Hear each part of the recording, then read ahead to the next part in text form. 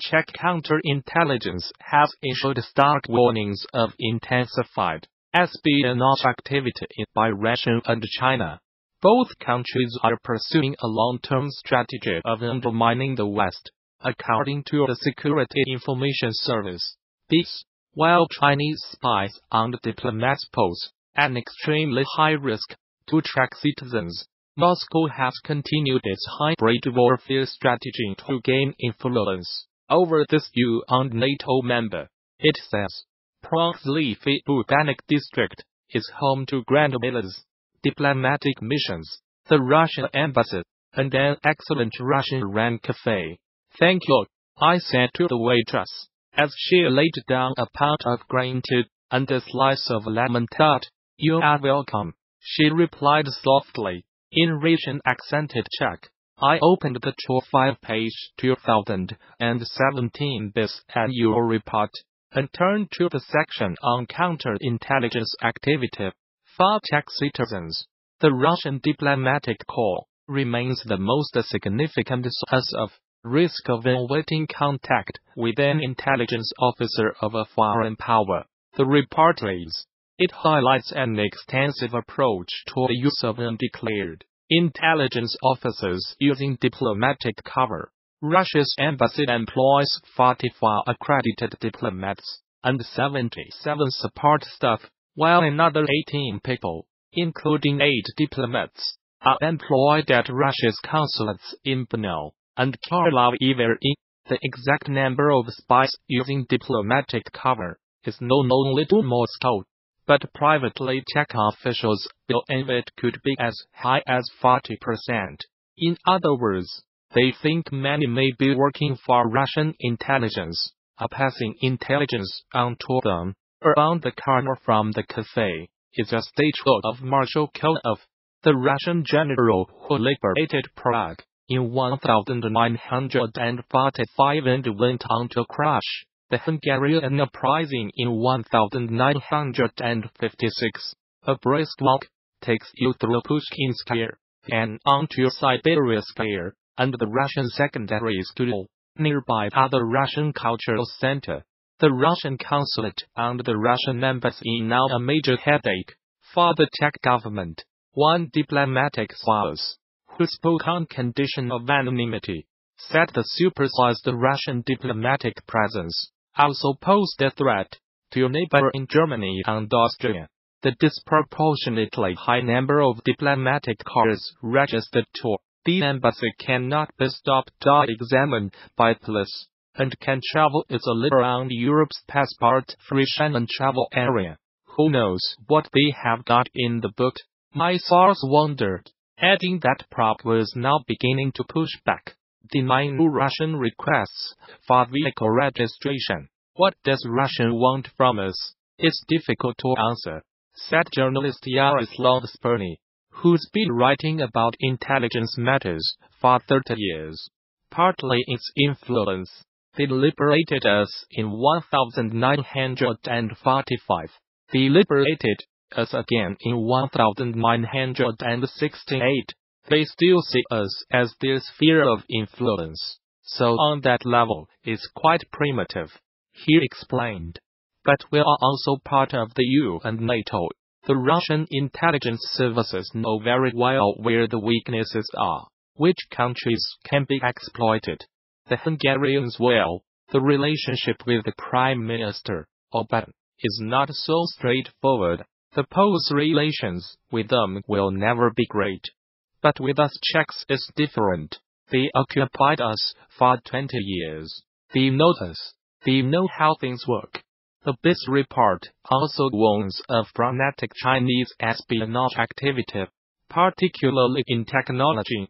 A separate alert came this month from the Czech National Cyber and Information Security Agency of a threat from Chinese IT giant Huawei. The Chinese approach is de facto just as hybrid as the Russian one, said the intelligence agency, adding that Chinese career diplomats and businessmen represented the same risk as intelligence officers. China, it says, has 3 aims. The report has led to a major spat between the BIS on Czech President Miloš Zeman, who has made overtures to both Moscow and Beijing, a centerpiece of his presidency. President Zeman described the bids as dilettantes and the report as blather, provoking a rare public rebuke from the agency's director. That rebuke was countered by presidential spokesman Jerry Alcasek, who told the BBC, "It is absolutely unacceptable for the director of the secret services of a Western country to indulge in political point scoring." Critics accuse the president of deliberately working to undermine his own intelligence services, and insiders claim the BIS is not withholding sensitive information, for fear it will be betrayed to the country's adversaries. A particular problem, they say, are the president's two closest advisors, who lack security clearance to see classified documents. One formerly headed the Czech subsidiary of Russian oil giant Lukoil, and was a key player in Mr. Zeman's presidential campaign. The president's office vigorously denies the claims. "We certainly do not want people to assume that every Russian is a potential spy," said BIS spokesman Ladislav Sticha. "What we are saying is this: do not give sensitive information to people you do not know. All we are advocating is common sense."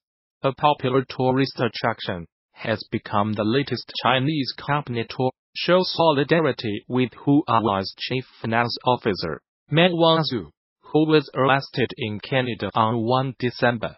Shannon Mountain Scenic Park in eastern Hainan province said it would waive the $9, 65 yuan ticket fee for anyone carrying a Huawei phone. Ms. Mann, who was given bail in Canada, faces extradition to the United States on charges of breaking Iran sanctions. Her case has upped tensions with China. Use Huawei phones. Shoot grand photos on the mountain. A notice on the Shannon Park's social media account said, "We wish friends around the world who support Huawei's success and bliss." The offer would last until 29 December. The South China Morning Post reported, but it was met with some criticism among China's social media users, who claimed it was discriminatory. Huawei phone owners are being offered other enticements too. They can get a 20% discount at a border in Beijing. Seen in Beijing, bring a Huawei phone and get 20% off. Similar to this story we covered yesterday. https://QUXL19YPQLPIC. Twitter.com Sokolov. End of Twitter post by @LuOceanG. At least one firm has threatened to penalize anyone buying Apple products. A few days ago, Manpada Shenzhen-based LED and display manufacturer offered subsidies to any employees buying Huawei phones. It also pledged to fine anyone who bought an Apple iPhone. United States prosecutors alleged Ms. Mann, 46, used the Huawei subsidiary called Skycom to evade sanctions on Iran between 2009 and 2014. They also alleged she publicly misrepresented Skycom as being a separate company from Huawei, and that she deceived banks about the true relationship between the two companies. Ms. Mann, who is the daughter of Huawei's founder, has denied any wrongdoing and said she will contest the allegations. Life of Huawei's high-flying errors.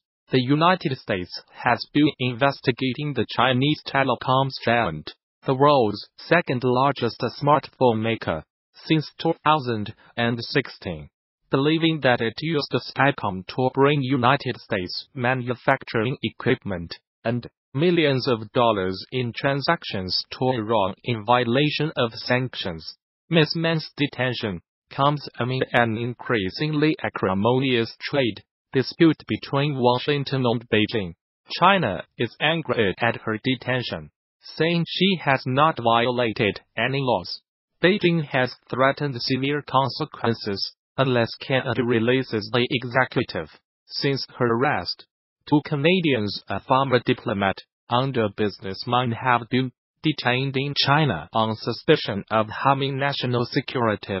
United States President Donald Trump said last week that he might intervene in the United States Justice Department's case against this man if it would serve national security interests. I'll help achieve a trade deal with China if I think it's good for what will be certainly the largest trade deal ever made, which is a very important thing. What's good for national security?